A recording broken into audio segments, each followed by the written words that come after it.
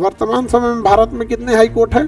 ऐसा कोई union territory बताइएगा, यूनियन टेरिटरी जिसमें हाई कोर्ट है, केंद्र शासित प्रदेश जिसमें हाई कोर्ट है। हाई कोर्ट का मुख्य न्यायाधीश किसे भेजता है? राज्यपाल को, कि हाँ यही आदमी है जो जज बनने लायक है। न्यायालय का सर्वोच्च जगह है सुप्रीम कोर्ट और जनता का सर्वोच्च जगह है संसद। जजेज की संख्या इतनी कम है कि रेप जैसे मामले में 15 साल बाद सजा फैसला आता है। आप पहले बताइए कि आरोप क्या है, क्यों आपको लगा कि यह आरोप सही है, और फिर अगर आरोप सही है तो अपराध में आ गया। अपराध की मिनिमम और मैक्सिमम दोनों सजा होती है।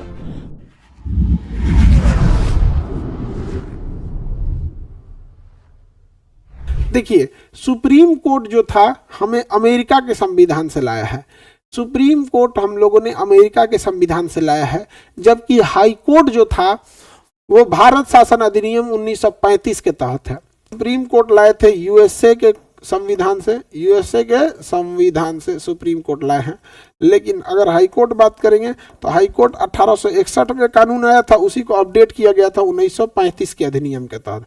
तो वर्तमान जो हाई कोर्ट का स्वरूप है वो 1935 के अधिनियम के तहत है। हालांकि पहली बार हाई कोर्ट अधिनियम कब आया था? 1861 ईस्वी में, और इसी 1861 ईस्वी के तहत हाई कोर्ट पहली बार बने थे 1862 में। तुरंत नहीं ना बन जाएगा। 1861 के कानून के तहत पहली बार हाई कोर्ट बना था 1862 में। कहाँ कहाँ बना था? तो कलकत्ता, बम्बई और मद्रास। भारत में वर्तमान समय में टोटल कितने हाई कोर्ट है? 25 हाई कोर्ट है। वर्तमान समय में भारत में कितने हाई कोर्ट है? 25 हाई कोर्ट है। आर्टिकल 214 में क्या था बाबू? High court. बताइए तो हाई कोर्ट जो वर्तमान स्वरूप है वो भारत शासन अधिनियम 1861 का वर्तमान स्वरूप है या 1935 का है? आप कहेंगे 1935 का है। भारत में पहला हाई कोर्ट जो आया था वो अधिनियम 1861 के अधिनियम के तहत पहली बार बना था 1862 में, और इसमें बना था सबसे पहले कलकत्ता में, उसी साल बना कलकत्ता के बाद बम्बई में, और उसी साल बना मद्रास में। कहाँ बना? मद्रास में बना। तो ये तो हो गया सबसे पहला high court, Calcutta high court. Supreme court को लाया गया था अमेरिका के संविधान से। हाई कोर्ट में यहाँ सारी चीजें हम आपको बता दिए थे। अब चलते हैं एक एक करके हाई कोर्ट के जजेस के बारे में समझते हैं। कितने हाई कोर्ट है वर्तमान समय में बाबू? वर्तमान समय में कितने हाई कोर्ट है? टोटल हाई कोर्ट अभी कितने हैं? 25। ऐसा कोई यूनियन टेरिटरी बताइएगा, यूनियन टेरिटरी जिसमें हाई कोर्ट है, केंद्र शासित प्रदेश जिसमें हाई कोर्ट है। जम्मू कश्मीर। जम्मू कश्मीर एक केंद्र शासित प्रदेश है जिसके पास हाई कोर्ट है। और दिल्ली, दिल्ली यह एक ऐसा यूनियन टेरिटरी यानी केंद्र शासित प्रदेश है जिसके पास अपना हाई कोर्ट है। बताइए सर्वाधिक जज की संख्या, सर्वाधिक जज किस हाई कोर्ट में है? इलाहाबाद हाई कोर्ट में। यानी Allahabad high court. Supreme court के हाई कोर्ट में जज बनने के लिए क्या क्या योग्यता होनी चाहिए? तो अगर आपको हाई कोर्ट में जज बनना है, हाई कोर्ट जज की योग्यता, हाई कोर्ट जज की योग्यता, तो पहली योग्यता समझिए कि वो डिस्ट्रिक्ट कोर्ट में, किसी भी डिस्ट्रिक्ट कोर्ट में कितने साल वकील रहना चाहिए? 10 साल वकील रहा हो, 10 साल वकील रहा हो। या फिर उसके पास दूसरी योग्यता क्या होनी चाहिए? किसी भी डिस्ट्रिक्ट कोर्ट में, किसी भी डिस्ट्रिक्ट कोर्ट में 5 साल क्या रहा हो?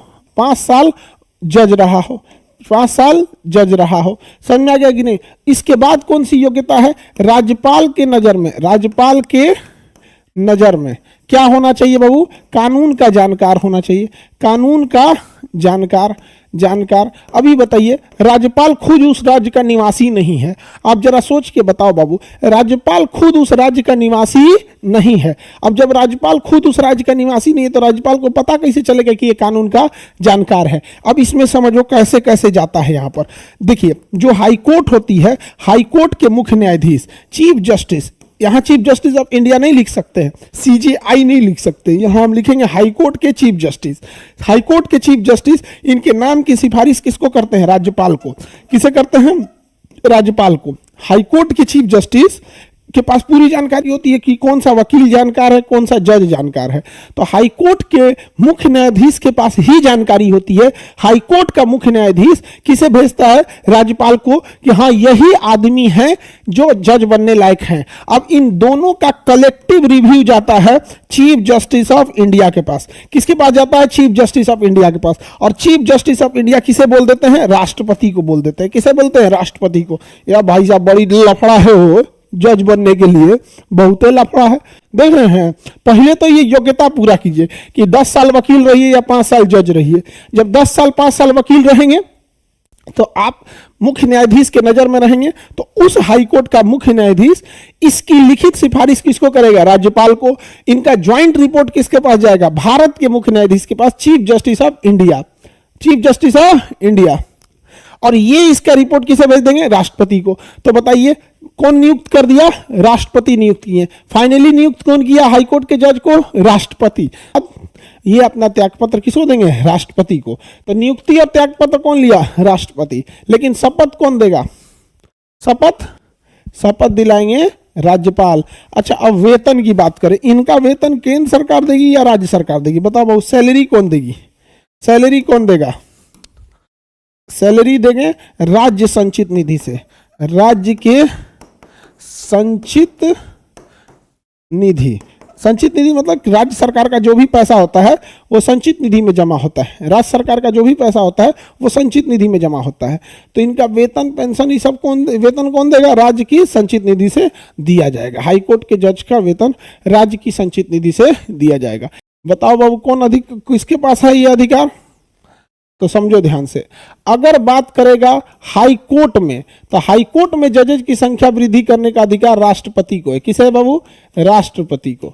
हाई कोर्ट में कहेगा तो राष्ट्रपति, लेकिन कहेगा कि सुप्रीम कोर्ट में जजेज की संख्या में विस्तार, तो इसमें संसद करेगा। सुप्रीम कोर्ट में कौन करेगा? संसद।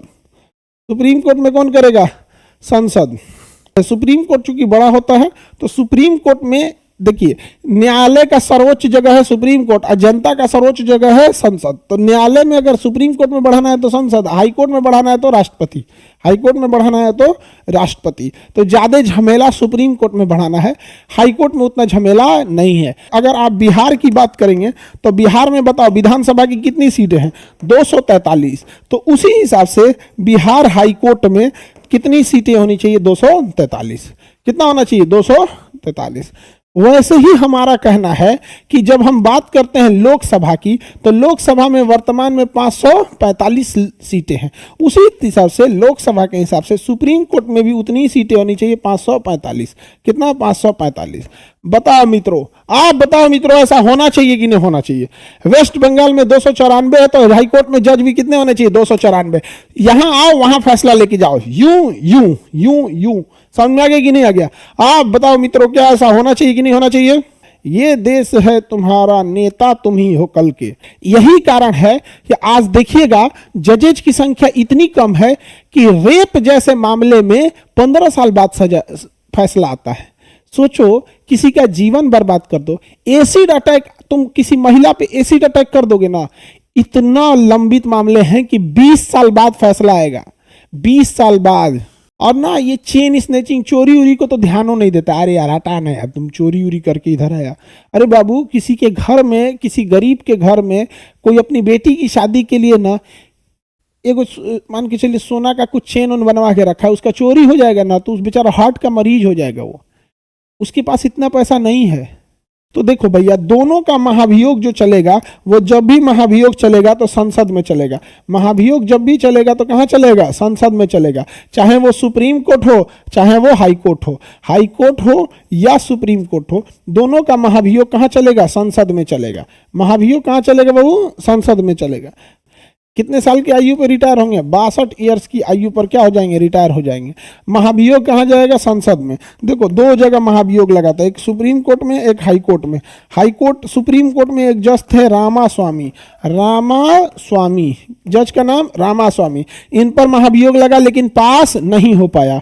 हरियाणा पंजाब हाई कोर्ट के जज थे रंगास्वामी। रंगास्वामी, इनके ऊपर भी महाभियोग लगा संसद में, लेकिन पास नहीं हो पाया।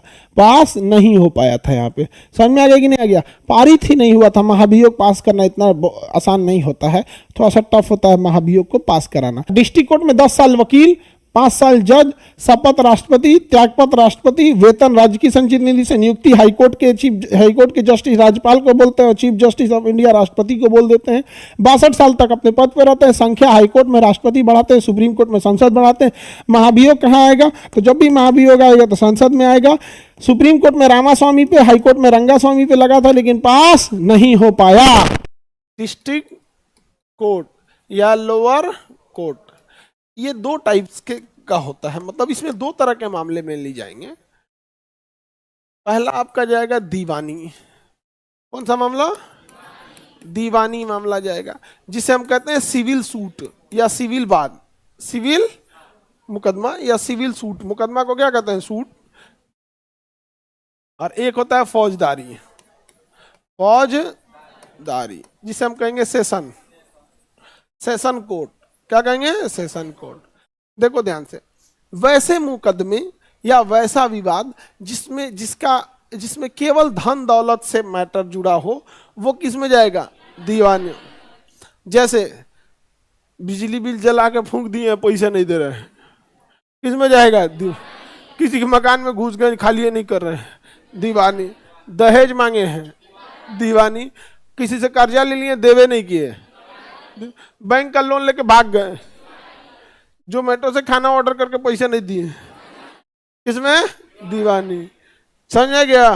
तो सोचिए, पैसा से रिलेटेड मामला और ये वाला, हाँ, फौजदारी मामला। बताओ, कोई दहेज मांगा, दीवानी, दहेज के लिए कूट दिया, दीवानी प्लस फौजदारी। नहीं समझ में गया? दोनों हो गया। आपका कोई खेत रख लिया है जबरदस्ती, दीवानी, और गए तो मार दिया दू कुदारी खोपड़िए पे, फौजदारी। दोनों लदा गया यहाँ पे। नहीं समझ में गया? यहाँ पे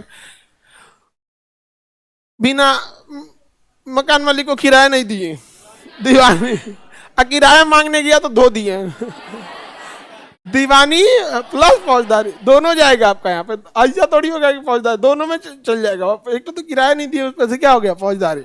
तो जज जब फैसला सुनाएगा ना, तो सपोज कीजिए कि आपका केवल दीवानी मामला है, तो कोई भी जज है अगर, तो लिखेगा कि मैं सिविल जज मकान के इस विवाद में ये फैसला देता हूं।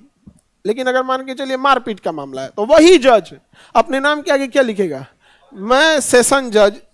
कौन जज? सेशन जज। यहां लिखेगा सिविल जज, वहां लिखेगा सेशन जज। मैं सेशन जज इस मारपीट के आरोप में यह सजा सुनाता हूं। अब मान के चलिए किसी महिला का है, दहेज का मामला था, दहेज के चक्कर में पीटबो किया, तब क्या लिखेगा भाई? ले भाई, जज भी कंफ्यूज होगा। तब अपने नाम क्या लिखेगा? मैं जिला सह सत्र न्यायाधीश, मतलब जिला न्यायालय है, मतलब सिविल सह सत्र न्यायाधीश, यानी दीवानी सह फौजदारी न्यायाधीश, सिविल सह सेशन न्यायाधीश, मतलब हम दोनों हैं, और इस अपराध में ये फैसला सुनाते हैं। अब ना जज जो फैसला सुनाते हैं ना, ऐसा नहीं कि आपको फांसी की सजा होती है। जज को फैसला सुनाने के टाइम पे वो ये रखना पड़ता है कि अपराध, यह अपराध का आरोप लगा था, इस बिंदुओं से यह पता चलता है कि इसने अपराध किया था। तो पहले अपराध क्या था, आरोप क्या था, उस आरोप के जवाब में यह सबूत दिया गया, इस तारीख को यह गवाह दिया गया, जिससे यह सिद्ध होता है कि यह अपराधी है। अब इस अपराध में भारतीय दंड संहिता में 20 साल तक की सजा है, 10 से लेके 20 साल तक की सजा का प्रावधान है। अब वो सजा भी लिख देगा, उसके बाद भी लिखेगा। क्योंकि इसने बार बार अपराध नहीं किया है, इसने पहली बार अपराध किया है, जिससे यह पता चलता है कि यह पेशेवर अपराधी नहीं है। अतः इसे 10 साल की जो न्यूनतम सजा है उतनी दी जाती है। लेकिन पता चला 5 को पहले से FIR है, तो जज लिखेगा कि अपराधी सिद्ध है, इसमें 10 से लेकर 20 साल की सजा है। अब लिखेगा चूंकि यह बार बार अपराध कर रहा है, यह पेशेवर अपराधी है, इसका समाज में रहना ठीक नहीं है, अतः इसे अधिकतम 20 साल की सजा दी जाए। तो उसके ऐसे क्यों जज को इतना बोला गया? क्योंकि ना अगर वो ऐसे छूट दे दिया, केवरो फांसी देते चलेगा। आप पहले बताइए कि आरोप क्या है, क्यों आपको लगा कि यह आरोप सही है, और फिर अगर आरोप सही है तो अपराध में आ गया। अपराध की मिनिमम और मैक्सिमम दोनों सजा होती है। क्यों आप मिनिमम दे रहे हैं, क्यों एवरेज दे रहे हैं, या फिर मैक्सिमम क्यों दे रहे हैं? उसके बाद फिर वो जाएगा कहां पे? हाई कोर्ट चल जाएगा क्लेम करने। तो बताइए 233 में क्या है? निचली न्यायालय, डिस्ट्रिक्ट कोर्ट। कई बार ऐसा मामला होता है, आप जान के ताज्जुब कीजिएगा, कि मामला हाई कोर्ट में चला जाता है और हाई कोर्ट डिस्ट्रिक्ट कोर्ट को भेज देता है कि इस पे ट्रायल करके दोबारा हमारे पास भेजो। क्योंकि डिस्ट्रिक्ट कोर्ट छोटे से छोटे विवाद को बारीकी से पूछता है, वहां पे 50 गवाह आके गवाही दे देंगे, लेकिन हाई कोर्ट में ऐसा नहीं होगा।